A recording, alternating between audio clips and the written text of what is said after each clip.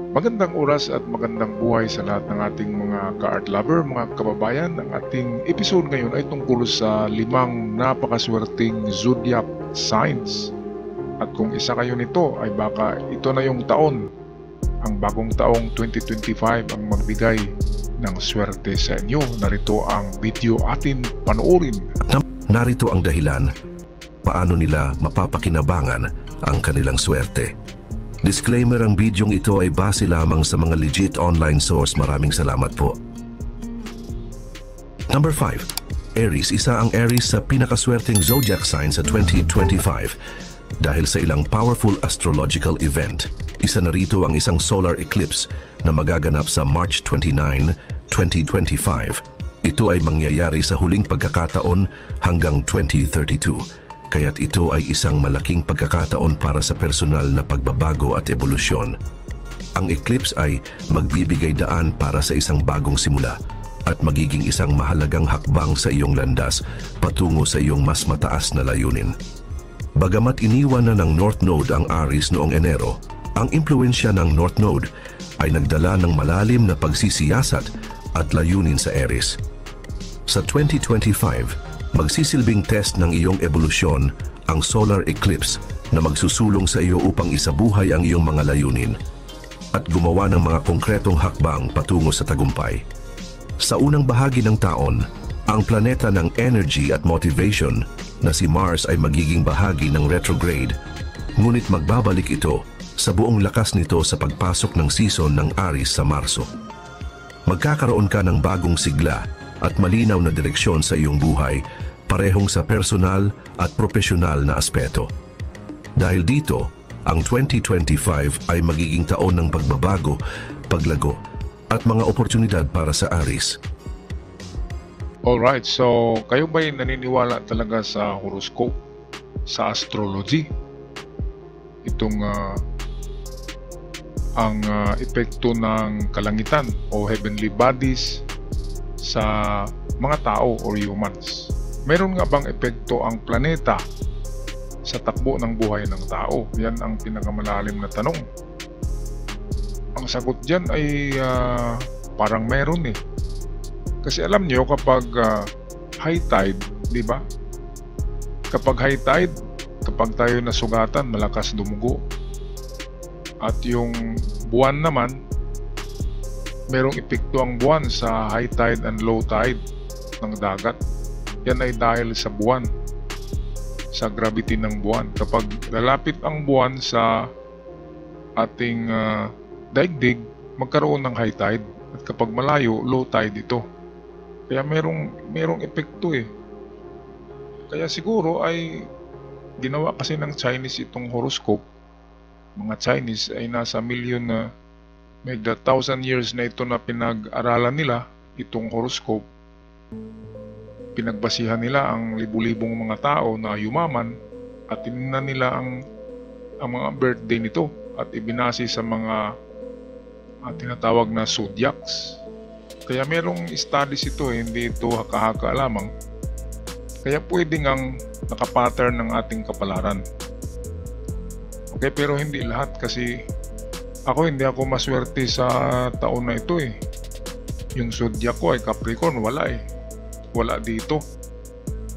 Pero ngayong January ay meron akong tatanggapin na magandang regalo sa akin ng YouTube. Ayun ay medyo magandang amount. Kaya swerte yun.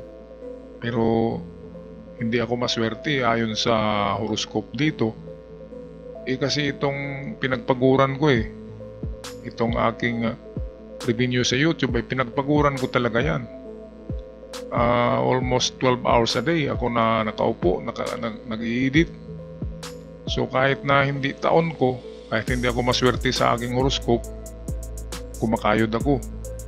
Kasi hindi nga tayo maswerte eh.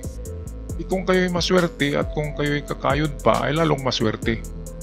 Kasi kahit nakaupo lang kayo dyan, kahit naglalakad lang kayo, dahil maswerte ang inyong horoscope, ay pwede kayong makapulot ng ginto sa daan eh. Ganyan yan. Kasi ang swerte ay nakasulat yan sa kapalaran ng tao. Parang manok na pangsabong, nababasa yan eh. Nababasa ng mga sabungero ang magandang klaseng manok dahil lang sa kanyang kaliskis sa paa, di ba?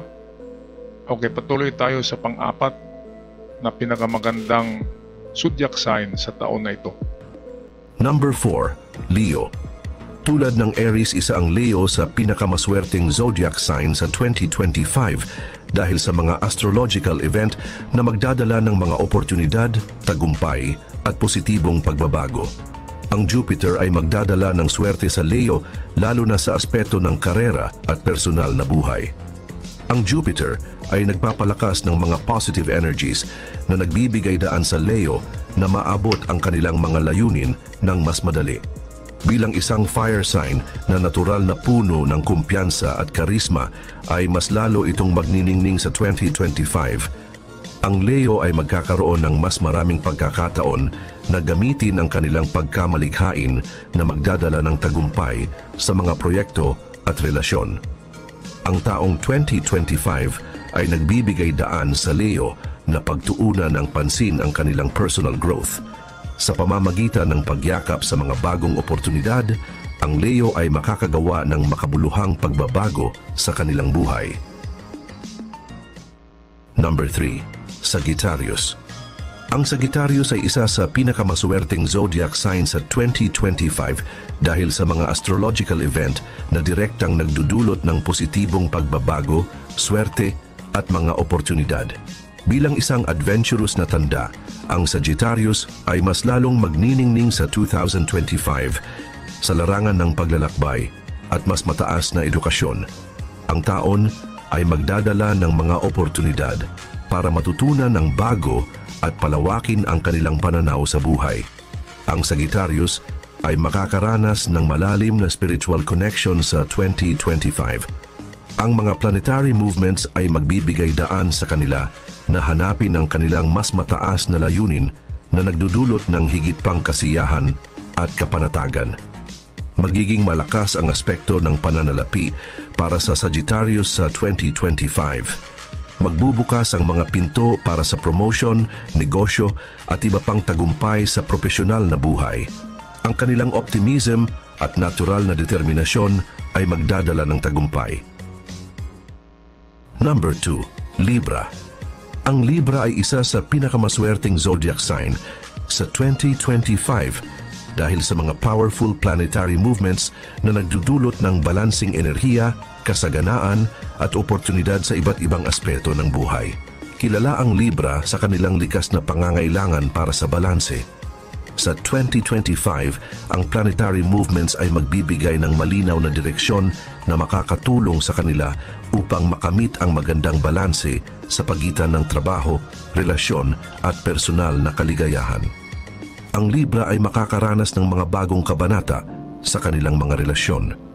Ang impluwensya ni Venus ay magpapalakas ng kanilang kakayahan na makipag-ugnayan at lumikha ng mas matatag at masayang koneksyon. Sa kabuuan, ang Libra ay magiging isa sa pinakamaswerteng tanda sa 2025 dahil sa balansing enerhiya, kasaganaan at positibong pagbabago. Ang kanilang kakayahang mag-navigate sa buhay ng may diplomacy at harmony ay magdadala ng tagumpay at kasiyahan sa iba't ibang aspeto ng kanilang buhay. Alright, so isa ba kayo sa apat na yan, mga card lover, mga kababayan? Well, kung isa kayo, ay meron na kayong swerte sa taon na ito. Ngayon, ang swerte na yan ay parang bigas yan eh. Kung hindi mo isasaing ang bigas, hindi makakain, hindi maluluto. Kaya kahit nandyan na yung swerte, nandyan na yung bigas, ay kailangan isaing pa rin yan, lagyan ng tubig, ilagay mo sa rice cooker or sa stove para ito maluto at makain. So ganyan din ang swerte.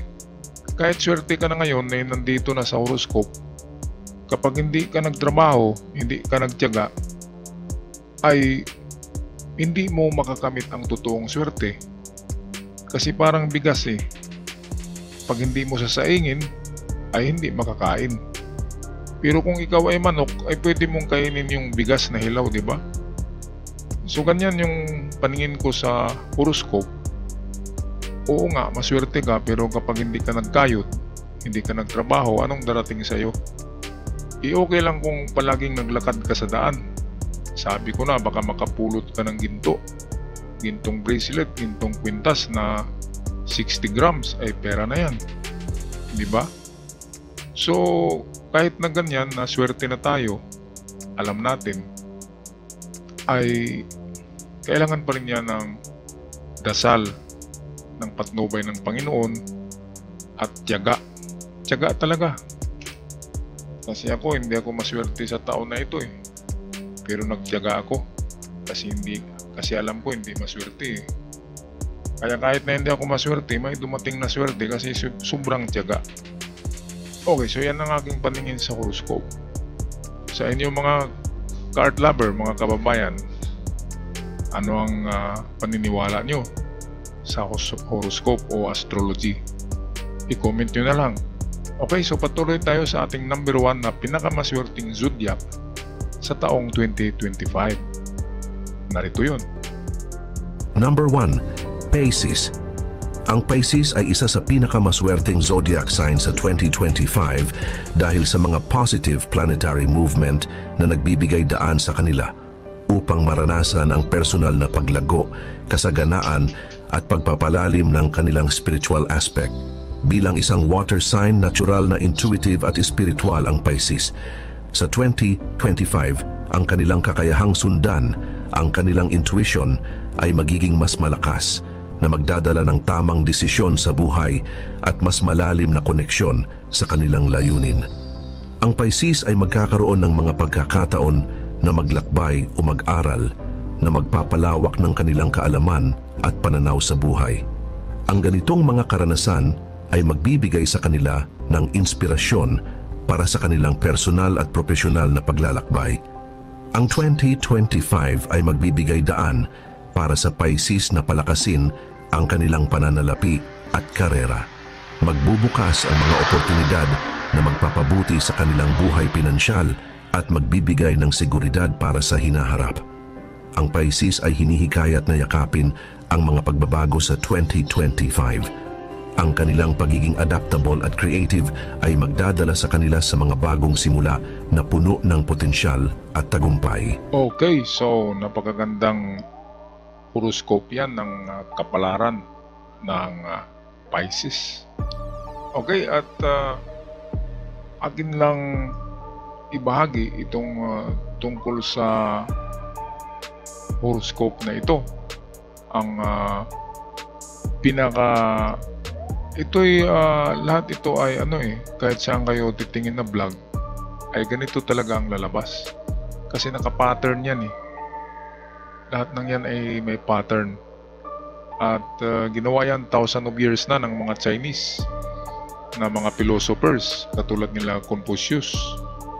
Naka-pattern na yan, kaya hindi mababago yan. Sabi nga, ang ating palad ay may guhit. So ganun din yun, yung palmistry, horoscope, astrology ay magkakapareho yan. Kaya ang final words ko ay huwag natin hayaang ang ating horoscope ang magdala ng ating buhay. Kapag sabihin ng horoscope na hindi tayo maswerte, baka mawalan kayo ng gana katulad ko. Wala dyan ng Capricorn eh. Pero hindi ako nawawalan ng gana. Bagkus ako'y lalong nagsumikap kasi alam ko na hindi ko ito taon. Kaya kayod talaga tayo kahit hindi tayo kasama sa 5 maswerteng zodiac symbol sa taon na ito. Okay, so ang lahat naman ay nasa Panginoon yan. Siyempre, may kasabihan na kapag may tiyaga, may nilaga. At kahit dasal ng dasal tayo sa Panginoon, nabibigyan tayo ng ginto, ay hindi talaga tayo bibigyan. Kasi hindi tayo naghukay eh. Kaya hukay tayo, mga ka-TH dyan, mga ka-treasure hunter. Hindi tayo makakapulot ng ginto kung hindi tayo maghukay. Okay, at kung gusto nyong makapulot ng ginto, hindi maglakad kayo ng madaling araw, palibot-libot sa syudad. So sa isang taon siguro, makakapulot kayo ng 1 kwintas o 1 bracelet. Pero 1 taon yun, matagal. Okay, kaya ang kapalaran ay pwedeng mabago. Basta't magtiyaga tayo at manalig din sa maker of the universe, ang Panginoon. Ako'y magpaalam na, huwag kalimutan mag-subscribe sa ating channel, mga ka-art lover. At hanggang sa muli, paalam, God bless us all.